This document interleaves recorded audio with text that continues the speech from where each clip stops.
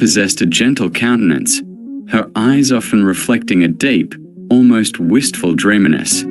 She carried within her a profound yearning for a tranquil family haven, a sanctuary amidst the ceaseless, overwhelming clamor of the sprawling metropolis. This quiet longing shaped her every thought, a beacon illuminating her path through the city's indifferent thoroughfares. She truly believed that such a precious peace was within her grasp. Her heart fluttered with a burgeoning hope when she first encountered Julian, a man whose polished demeanor and striking good looks seemed to embody her every ideal. He spoke with an intoxicating charm, painting vivid pictures of a luminous future filled with shared joys and enduring affection. His eloquent promises, delivered with captivating sincerity, resonated deeply within her hopeful spirit. Elara found herself utterly captivated by his presence. Julian's magnetic allure, combined with his effortlessly gallant gestures, quickly drew Elara into his orbit. He showered her with attention, his words weaving a tapestry of devotion and unwavering commitment. Her trust, once a carefully guarded treasure, quickly became his, given freely and without reservation. She poured her entire being into the burgeoning relationship, believing wholeheartedly in its boundless potential. A whirlwind romance culminated in a hasty wedding, a ceremony that, despite its speed, felt profoundly significant to Elara. She invested every last penny of her modest life savings, along with generous contributions from her family, into establishing their shared home.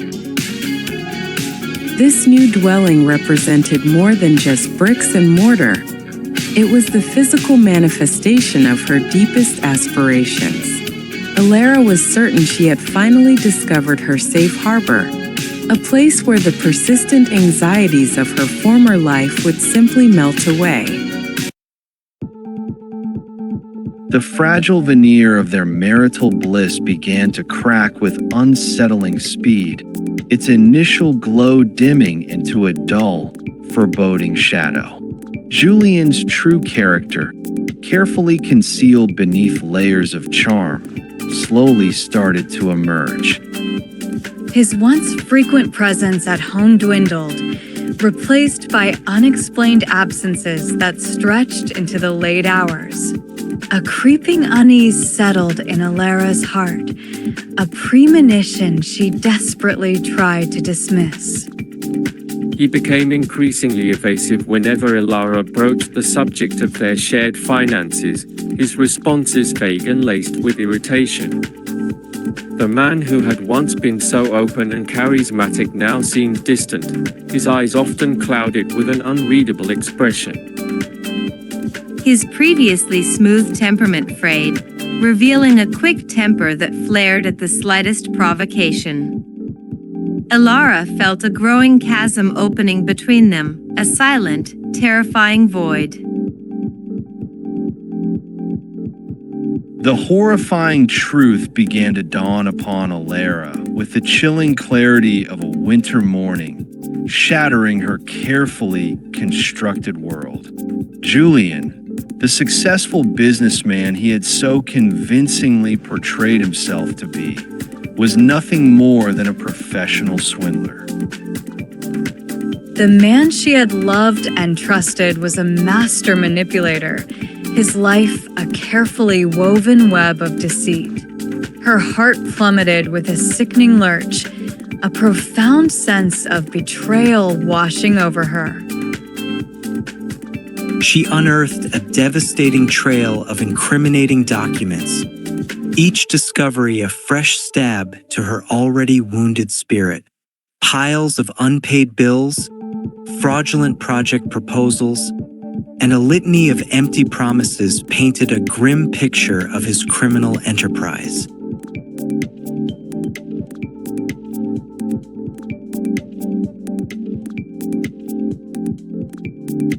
The full extent of his deception became agonizingly clear, leaving her breathless with shock. Every penny she and her family had contributed, every hope they had nurtured, had been ruthlessly plundered. When Alara finally gathered the courage to confront Julian, his transformation was complete and terrifying. The charming facade he had maintained for so long crumbled entirely, revealing a cruel and callous stranger. He admitted to his elaborate deception with a chilling nonchalance, his eyes devoid of any remorse or regret. Her world, already in ruins, now felt like a desolate wasteland. His cold confession was swiftly followed by a terrifying shift in his demeanor, as he abandoned all pretense of civility. Julian's words became sharp daggers, cutting deep into Alara's fragile psyche, laced with venom and contempt. He resorted to physical intimidation, his menacing presence and veiled threats designed to control her every move. He ruthlessly forbade her from seeking justice or attempting to escape his grasp, holding her captive in a prison of fear. Alara found herself trapped in a living hell, her days a relentless cycle of fear and despair. Julian's physical abuse left her body bruised and aching, a testament to his escalating brutality.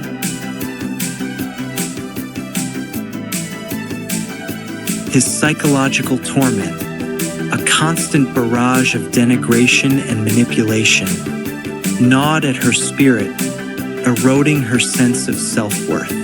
Each passing moment felt like an eternity of suffering, an endless nightmare from which there was no awakening. Then, as abruptly as he had entered her life, Julian vanished, leaving no trace behind. He simply disappeared into the city's anonymous depths, taking with him her last vestiges of hope and leaving utter devastation in his wake. Alara was left with an insurmountable mountain of his debts, a suffocating burden from his numerous, enraged creditors. The rented home they had shared, once a symbol of their future, was now repossessed, leaving her utterly homeless. She found herself cast out onto the unforgiving streets, penniless and utterly alone. The once vibrant city, which had promised so much, now loomed as a cold, indifferent giant. Alara, once a hopeful dreamer, was now a solitary wanderer, adrift in a vast urban landscape that offered no solace. The weight of her betrayal and destitution pressed down upon her, threatening to crush her completely. In the crushing depths of her despair, a faint memory stirred within Alara, a distant echo of a forgotten talent. She recalled her innate gift for singing, a natural aptitude she had possessed since childhood. This memory, fragile yet persistent, began to glimmer like a tiny ember in the vast darkness of her hopelessness. It offered the barest whisper of a possibility, a desperate lifeline. She clung to this rediscovered talent with the fierce tenacity of a drowning person grasping at a floating spar, believing it to be her last chance for survival. The idea of transforming her pain into melody, of finding purpose in performance, became her sole focus. This desperate hope fueled her weary steps, pushing her onward through the relentless urban labyrinth. Alara resolved to make her voice her salvation, her one remaining asset. Alara embarked on a relentless search for work, her journey taking her through the city's grittiest, most overlooked corners. She frequented countless dingy bars, their smoky interiors and echoing music a stark contrast to her former life. Each rejection chipped away at her resolve, yet she persevered, driven by a primal need to survive. Finally, She secured a position at a small, dimly lit establishment nestled within a notorious district, its neon glow a testament to its shadowy existence. She plunged herself into her new role with an almost desperate intensity, pouring every ounce of her shattered soul into her performances. Her voice, once light and joyful, now carried the heavy weight of her profound pain, her raw resentment, and her unyielding desire to rise again. Each note became a testament to her suffering, a poignant expression of her inner turmoil. The music became her refuge, a temporary escape from her desolate reality. Victor, the bar's manager, initially presented a facade of understanding and compassion, his words seemingly laced with empathy for Alara's plight. He offered her a glimmer of hope, promising a chance to rebuild her life through her music. His smooth demeanor and reassuring tone momentarily soothed her battered spirit. Alara, desperate for kindness, was momentarily disarmed by his apparent concern. However, beneath this veneer of sympathy lay the calculating heart of a ruthless opportunist, a man driven solely by self-interest. Victor quickly began to exploit Alara's desperate situation, taking advantage of her vulnerability. He pushed her to her physical limits, forcing her to sing late into the night, her voice growing hoarse from the incessant demands. Her meager wages were a pittance, a cruel mockery of her tireless efforts, yet she held on to his promise of proper payment at month's end. When the long-awaited payday arrived, Victor began to weave a tangled web of excuses, each one more implausible than the last. He cited unforeseen expenses, unexpected downturns, and a myriad of other fabricated reasons to justify withholding her promised earnings. His initial warmth had completely vanished, replaced by a cold, unyielding resolve to deny her what was rightfully hers. Alara felt a familiar, sickening dread begin to creep into her heart. Driven by a desperate need and a rekindled spark of defiance, Lara attempted to assert her rights, demanding the wages she had earned through grueling labor. This act of courage instantly shattered Victor's pretense of civility, revealing his true, thuggish nature. His eyes, once seemingly kind, hardened into menacing slits, reflecting his underlying brutality. He unleashed a torrent of threats, promising to spread vicious rumors that would destroy her already fragile reputation if she did not comply. His threats escalated beyond mere words, as Victor resorted to overt physical intimidation, his looming presence a clear warning. He made it unequivocally clear that he would use force to silence her, to ensure she never spoke of his deceit again. The last fragile tendrils of Alara's faith in humanity, already severely frayed, snapped completely under the weight of this renewed betrayal. She felt utterly abandoned and exposed. Alara finally understood the brutal truth of her existence. She was merely a disposable pawn in a cruel game orchestrated by ruthless opportunists. The city, once a symbol of opportunity and hope, now revealed itself as a treacherous labyrinth, teeming with hidden dangers and predators. Every corner seemed to conceal another trap, patiently waiting to ensnare the unwary and the vulnerable. Her heart, once full of dreams, now felt like a hollow, echoing chamber. Alara's spirit, once resilient, now completely collapsed under the relentless weight of her misfortunes. She found herself utterly bereft, stripped of every shred of support, without a single coin to her name.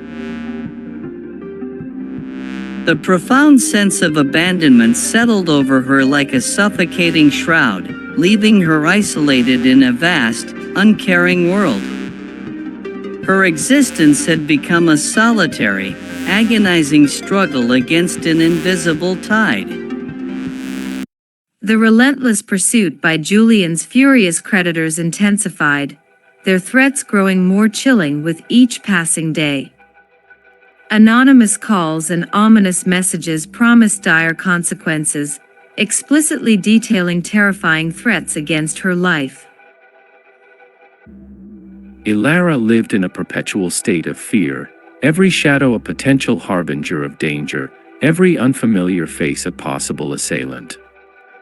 The city, once her dream, had become a living nightmare.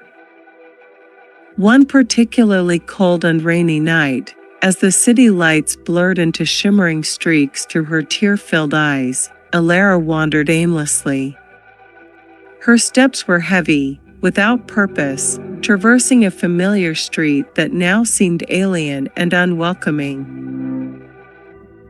The chill wind cut through her thin clothing, mirroring the icy despair that gripped her heart. She felt utterly lost, a forgotten soul adrift in the urban sprawl. Then, through the blurring curtain of rain and her own profound misery, an impossible sight materialized before her. There, across the bustling thoroughfare, stood Julian, his figure unmistakable even from a distance. He was not alone. A woman, elegantly dressed and radiant, clung to his arm, her laughter echoing lightly above the city's din. They moved with an air of carefree joy, utterly oblivious to the storm raging within Ilara. Julian, his face alight with a casual happiness that pierced Ilara's soul, guided his companion towards the opulent entrance of a lavish restaurant. The building's illuminated facade seemed to mock her destitution, its warmth a stark contrast to her own freezing despair. He appeared utterly unburdened, completely unconcerned by the trail of devastation he had left in his wake. Her existence, her suffering, seemed to hold no meaning for him whatsoever. Their paths converged, a fleeting, agonizing moment of proximity that felt like an eternity. Julian's gaze, casual at first, flickered towards Ilara, a brief, dismissive acknowledgement of her presence. A flicker of recognition, devoid of any warmth, passed through his eyes before a cruel smirk twisted his lips. It was a gesture of utter contempt, a final, brutal affirmation of his heartless indifference. His casual glance, imbued with such blatant scorn, felt like a physical blow, a final, crushing assault on her already shattered spirit. The mocking smirk that played on his lips was a testament to his complete lack of empathy, his profound cruelty. This moment of pure, unadulterated heartlessness felt like the final, fatal thrust of a blade into Ilara's already bleeding heart. Her resolve, already hanging by a thread, snapped irrevocably. In that agonizing instant, standing amidst the indifferent rush of city life, Ilara comprehended a terrifying truth. She had absolutely nothing left to lose. Every hope, every dream, every last shred of dignity had been stripped away, leaving her utterly exposed. There was no escape route, no hidden path to salvation, only the bleak, unyielding reality of her utter ruin. The realization brought a chilling clarity, a profound sense of finality. A torrent of unbearable pain, searing humiliation, and righteous indignation surged through her, reaching an agonizing crescendo. These overwhelming emotions propelled her to the precipice of absolute despair, a dark abyss from which there seemed no return. Her body trembled, not from the cold, but from the sheer force of her internal torment. She stood on the edge, teetering precariously, the world a blur around her.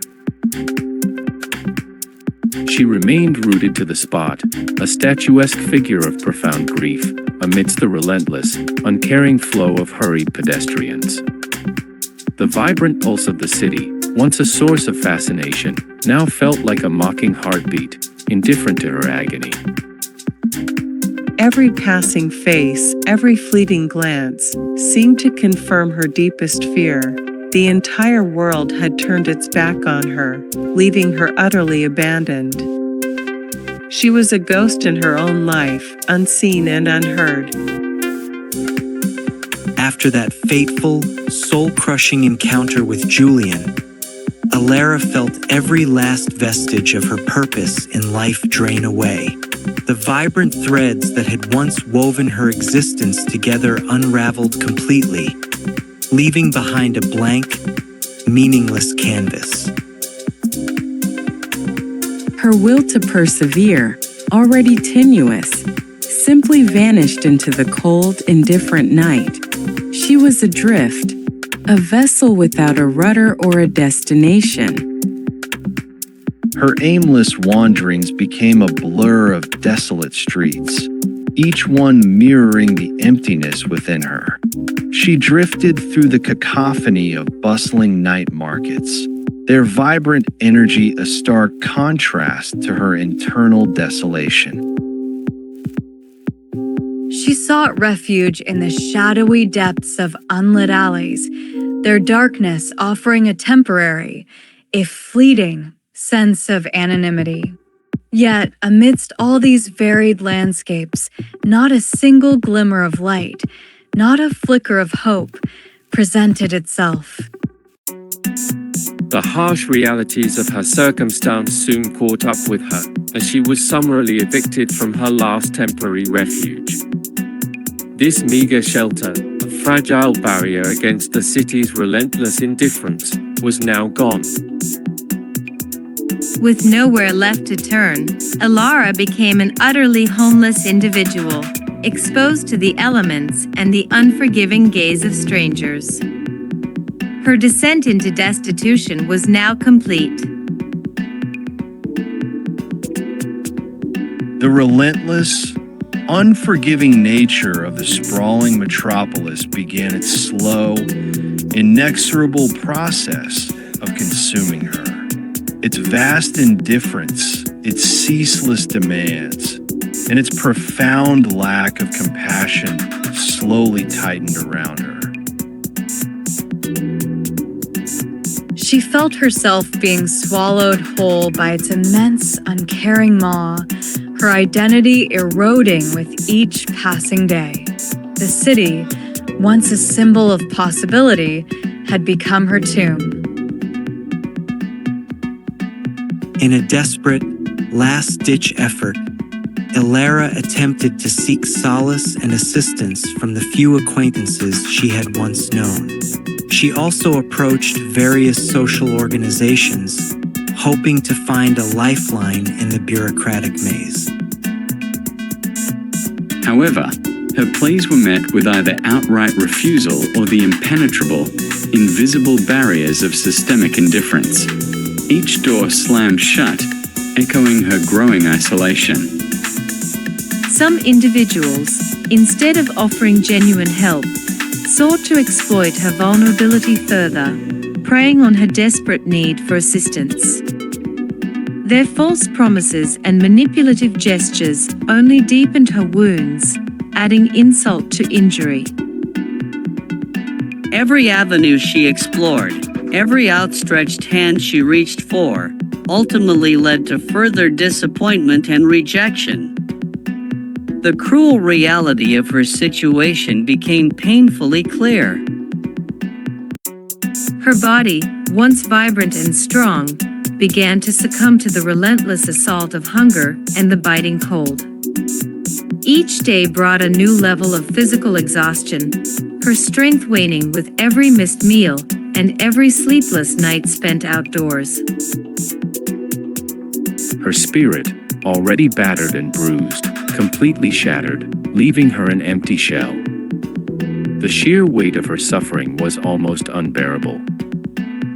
Alara transformed into a spectral figure, a ghostly presence drifting through the perpetually sleepless cityscape. Her once bright eyes now held a vacant stare, reflecting the profound emptiness within. She became utterly invisible to the throngs of people who rushed past her, a mere shadow in their periphery. Her life, her pain, her very existence went utterly unnoticed by the bustling world around her. One frigid morning, as the first pale light of dawn crept across the city skyline, Alara was finally discovered. Her frail body lay slumped beside the curb in a quiet, forgotten alleyway, its stillness a stark contrast to the awakening city. The chill of the concrete had seeped into her bones, leaving her cold and unresponsive. Her long, arduous journey had reached its silent, tragic conclusion. Close by her side, clutched loosely in her lifeless hand, lay an old, worn microphone, its metallic surface dulled with age and neglect. Beside it, a crumpled piece of paper, stained and creased, revealed a few lines of unfinished song lyrics. These humble objects bore witness to her last, desperate attempts to hold on to her dreams, to give voice to her suffering. They were the only remnants of her artistic spirit. Alara's quiet passing went largely unnoticed, her death swiftly swallowed by the relentless, indifferent current of the city's bustling life. Her story, a poignant tapestry of betrayal and despair, remained untold, unheard by the masses. The vibrant metropolis, ever consumed by its own urgent rhythms, spared no thought for the life that had just flickered out within its vast embrace. Her existence and her demise blended into the urban background. No one in the ceaseless rush of the city knew of the profound tragedies that had marked her short, sorrowful life. The countless betrayals she had endured, each one a fresh wound to her trusting heart, remained a secret. Her once unwavering faith, trampled and scarred by the cruelty of others, was a silent testament to her suffering. Her story, a testament to human vulnerability, was lost to the annals of urban anonymity. The narrative concludes with an enduring image of the city, its intricate machinery continuing its ceaseless operations, completely undisturbed. Towering buildings still pierce the sky, their windows ablaze with countless brilliant lights, indifferent to the human drama unfolding beneath them. The vibrant pulse of urban life, ever present and unyielding, thrums onward, utterly oblivious to the single life that had just quietly extinguished. This bustling indifference encapsulates the city's inherent cruelty. Alara's poignant tragedy became nothing more than a minuscule speck, an insignificant detail swallowed whole by the cold, unfeeling vastness of urban existence. In this unforgiving landscape, the strong and the cunning tirelessly continued to lay their intricate traps, forever preying on the naive. The weak and the vulnerable, like Alara, remained forever ensnared, hopelessly searching for an escape that would never materialize. The urban trap, once sprung, offered no release.